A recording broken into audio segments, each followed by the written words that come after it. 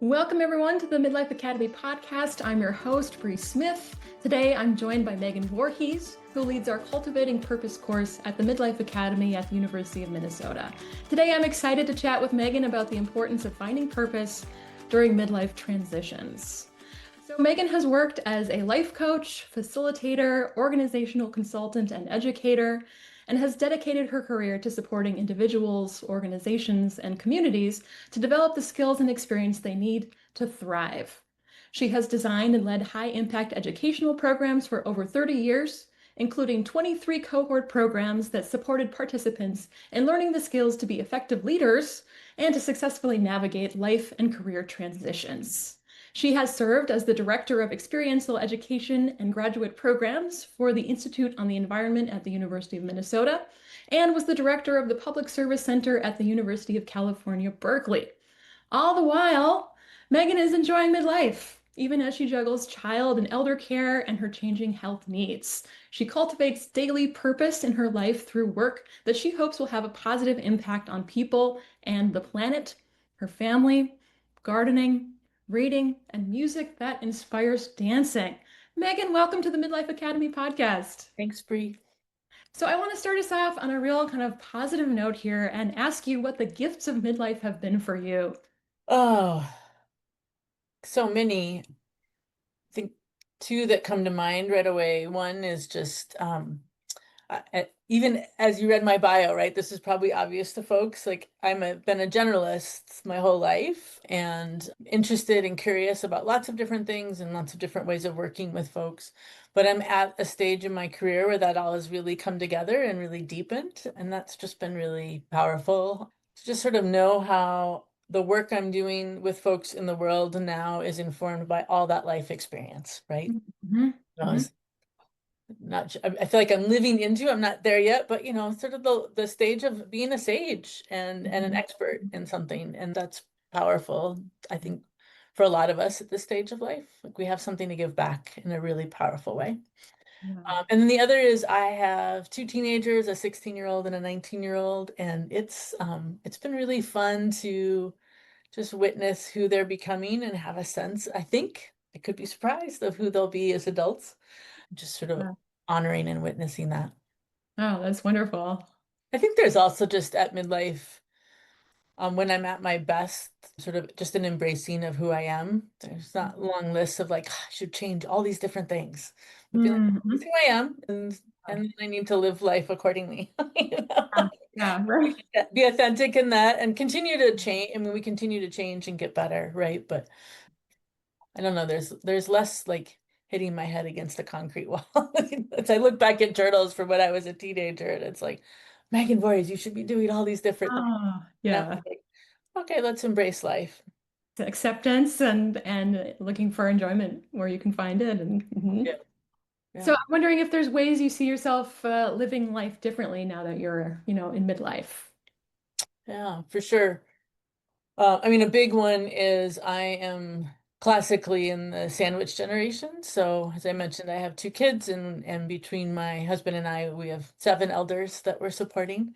And so just a lot of family time and being present to folks and aware that we just don't know when the next emergency is coming, sadly, for elder care, but also like trying to really just love this moment with our family, right? So there's that. And I think a lot of folks, I'm 55, like my age, are squarely in that, especially those of us who had kids when we were on the older side and then parents who are aging. So that's certainly changed life. And so much so that I used to live in California and my husband and I moved back to Minnesota in order to be closer to family, partly to prepare ourselves for this time. And then the other is I made the hard but right choice 3 years ago to leave a full-time job and really embrace what a lot of folks call a portfolio career. So I have a lot of contract work, consulting, coaching, and teaching. And that has allowed for flexibility for some of the family care that's needed. Mhm. And also, I think at this stage of my life, been like, I want to do my best work in the world and allows me to choose projects that align the best with my strengths and values. And yeah, and push me to be a better person in the world. Right. Yeah, Yeah. yeah. So those are Well, I mean, that must have been like a tough decision, that little bit of a risk, to leave that full-time job, that oh portfolio career where, you don't have that kind of like steady, stable, but as you're saying, like what came from, like kind of taking that leap and kind of giving yourself that push. yeah. And I do want to say, like, not everybody can make that choice. And even for us, we had to sit down with our kids and say, we might have to move to a different place to make Yeah. it work. Like, we just don't know what's coming. You may not get as much support for college. Like, you need to be part of this decision too. Yeah. And I think there is sort of a narrative, maybe since COVID, especially that like in order to like have the good life, you have to quit your job. And I don't think that that's the case. In my case, that was the right thing and lined up well with sort of my experience and what would be possible for me work-wise. Mm. I do want to underscore that. I also just thought of another thing. I actually learned this statistic pretty recently, but for folks like myself who went to college, live in the United States, are my age, the research suggests that we might live till we're 100, 50% Wow. chance. And so that statistic just in the last couple of months has been really inspiring me to live differently, to get more exercise, to do a little bit about more self-care. Because if I'm really truly only midlife and I've got 50 years to go, I got to take care of this body and mind to have that be the life I want. Right. No, absolutely. So kind of like at this moment, we're starting to kind of hear a lot of discussion of purpose and the importance of purpose. And I see you kind of looking for purpose in that transition to the portfolio career. But I feel like in a way, these could be buzzwords that could leave someone scratching their head, like purpose, cultivate it. How do I do this? So, I'm curious from your own experience, what you've learned about what this kind of cultivating purpose means at this life stage. Oh, I know there's sort of this cultural narrative, right? At this age, it's like you're going to have a midlife crisis, which, by the way, research suggests most of us won't.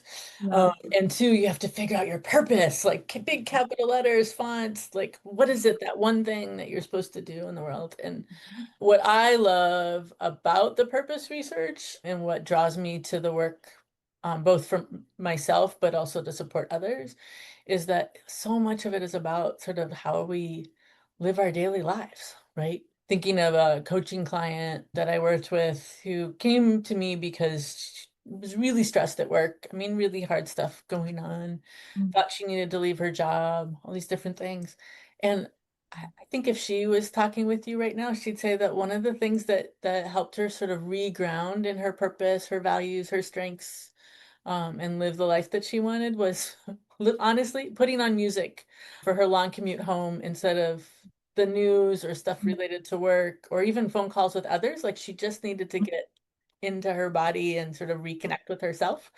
And some other daily habits for her made a huge difference. And sometimes I think all of us just need to figure out ways to sort of be able to listen to our inner voice, to know and learn from our own lived experience about what we need in the moment, be able to shift perspectives on things and get unstuck more quickly, right? We all get stuck. But to be like, all right, I'm gonna look at this differently, or I need to switch course because this isn't working, and just having sort of those practices every day that help you to do that. Right. That can be as small as, yeah, turning off the news, turning to music, those kind of small conscious decisions, even like creating new habits. It's kind of like come to my attention that one can create a new habit, just by kind of setting that intention and boy, those little changes can make a really big difference. As you say, even kind of just bringing these kind of new perspectives on how one's even kind of daily routines can be organized. Yeah. And I think even more so in this day when we all, I think probably most of us, maybe a few people don't, but struggle with sort of being connected to the world all the time through our phones, through social media, just the texts, right? It's like Right. on. And so I think there's even more value and need for grounding and doing that. And I just want to say, like, it's really hard for most of us. I'm one of those people. Some people have incredible self-discipline, but I can't create those daily habits on my own. So having accountability buddies or being in community Mm. with folks makes a huge difference, right? Mm. Mhm. Yeah. Yeah, I'm curious, could you say more about like any kind of daily habits you picked up when you were in your midlife or when you were kind of Yeah. shifting to the portfolio career? Yeah. It's funny because I mentioned that I had a journal when I was a teenager and then I didn't for a long time. I actually woke up during the middle of the night during COVID lockdown. At some point, I was like, oh, in order to not be stressed, I need to really create some daily habits. And I think it was like Yeah. 3 in the morning and I made a list. It's like I got to get up in the morning and I need to journal. I need to do Yeah. a little bit of that and I need to commit to at least 20 minutes of exercise right Mhm. away. And, I think it's different for different folks. I worked with somebody who, for him, his grounding practice was reading a novel a week. So it just looks different for each of us. And I've followed through on those intentions more or less, right? Mhm. Days and Mhm. weeks where I fall by the wayside. And sometimes my journaling practice is 5 minutes. But when I do it, it just helps me to center and ground and start the day. I'm someone who can start the day with to-do lists and much better to start with like intentions and who do I want to be and what brings Right. me joy and what am I grateful for? Like any of those kinds of questions, Yeah. I can feel the effects throughout the day. And honestly, when I do it, I sleep better at night. Right. Yeah. Yeah, I love that. And I love that you're taking that moment for yourself to look like kind of look inward and be with yourself in light of, like you're saying, child care responsibilities, elder care, how much you're like giving to others. Yeah. That I feel like on top of that and work and all these relationships can lead to burnout, and particularly as we age. Yeah. So And I think I'm not perfect and I can crash and all of that. I can give you that examples from the last week. So, crashing happens. Yes, yes, where it's like, absolutely. okay, I haven't done any self-care and here I am sobbing. Right. No, no, I've found that too in recent weeks as well. And like, why am I feeling this way? Oh, well, yes. When was the last time I did yoga? Like when was, like how long have my work days been? When you can kind of identify these things and then get yourself back on track. Right. Or what do I need to let go of to make space for the fact that my Mm. in-laws are moving this week? Or, Yeah. Yeah. Yeah. trick question. Still figuring that one out. Yeah, I think we're kind of thinking here about, yeah, certainly there's like many challenges in this as well. And I'm curious, what insights you have about the challenges behind, one who's really kind of trying to make this effort to cultivate more purpose in their life. Mhm. Mm. I mean, I think a big one is we've talked about sort of the daily purpose, but there's also a gift in finding sort of your larger purpose. Some Mhm. might call that a calling, et cetera. And I think in our culture, like I said earlier, we tend to think of that as one big thing. And some of Yeah. us do have that sort of clarity of purpose. I mean, I will say, been pretty clear most of my life that I wanted to help people make the world a better place in some way Mhm. or another. And that's a through line all the way through. Although having worked in higher ed, most academics had no idea what to do with my career because it's had, as you described in the bio, lots of different things. But to me, it all connected to that sense of a larger calling to Mhm. make the world a place that will serve and be a wonderful place for folks 7 generations from now to live, right? But not Mhm. everybody has that, or it changes over time. And I think that that can be hard for folks. And even for myself, like not always being able to name that or see how what I was doing connected to that. Mhm. I think that's one thing. I think too, we have many cultures in the United States, but broadly, I would say culturally, we don't take a lot of time to grieve or sort of have rituals or process for grieving.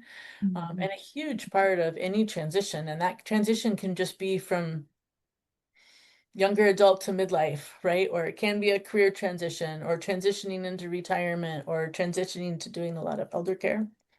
Mhm. I don't think most of us have enough community and support and moments and rituals that help us to just stop and say, this is hard. And to feel it and let go and just be present in that moment. Mhm. To have it be okay to be in sort of some would call a liminal state, right? Sort of just wow, I have no focus. I don't know where I am. I don't know where I'm going. And, but there's gifts in staying in that moment instead of being like, Mhm. okay, what will I do? Yeah. Right, because these are complicated moments, right? Where I mean, I'm thinking here of like a recent pivot I made where I left essentially left a career that I'd been kind of building since graduate school, pursuing a track as an academic historian where the job market's really tough and a lot of kind of like short-term job contracts that doesn't allow stability. So kind of walking away from that with a real like understanding that it wasn't what I wanted anymore, but not it's not an easy decision, So like exactly as you're saying, kind of grieving, that kind of prior track and what that had meant while understanding and really kind of believing in what I was doing, seeking something else. But so it's messy, like you're saying, and I still kind of And feel you can have a really clear sense of where you're going, right? But it's just not possible for one reason or another. yeah, Either financially, you can't make that happen in some way, or elder yeah. care gets in the way, whatever it is. Um, and elder care can be a gift too, right? But uh, Yeah. I think there's so many ways where, yeah, it's messy. It's not a straight line. You can't Mhm. read 8 self-help books and take 2 classes and have a clear plan. Yeah. And Yeah. I think yeah, I think we tend to emphasize that too these days. Like, oh, if I just listen to 8 podcasts, I'll sort of know the answers. And I would say to anyone listening to this, if you're wanting to make a change, like go try it. Try something small, Okay. tiny. Hey, Figure out okay. like, oh, does this work? Mhm. Does this feel good? I mean, before I left my full-time job, I did take more and more sort of Mhm. breaks and try those different things and be like, all right, this is the kind of work I'm going to want to do. This is what I don't want to do. I sort of did some dreaming, but I met with a lot of folks and sort of got advice from different people that Mhm. both knew me and didn't know me. So I would say, yeah, go try some things and see how it feeds you. And it may not be that it's maybe you're working and you want some shift, but the shift doesn't have to be in your work life, right? Maybe it's Mhm. Saturday mornings you're doing something that completely aligns with what you want to be doing and just feeds your soul, makes your that those weeks so different. Right. So it can be small steps, small bites Yep. to build towards perhaps something that can grow into Yep. something bigger. Yeah. And Yeah. letting them getting curious and letting them be lessons of like, oh yeah, actually that's not really what I want, or that is. Right. Right. So often if we just jump into something new, again, whether it's work or sort of different way or community that we want to be part of, without testing it, then we end up sort of gravitating to what we already know. Ah, yes. Yes. Right? Uh-huh. So if it's small and just be like, all right, I want to dip my toes in here in this world and see what it's like. And I'm going to really pay attention to what I'm learning from it. It can really help inform the transition that you want to make. Yeah. Yeah. Fascinating. Well, I want to thank you, Megan, for joining us today to discuss cultivating purpose and for offering these wonderful kind of insights from your career and your own personal journey as well. Thanks so much. Happy to share. Happy to talk anytime.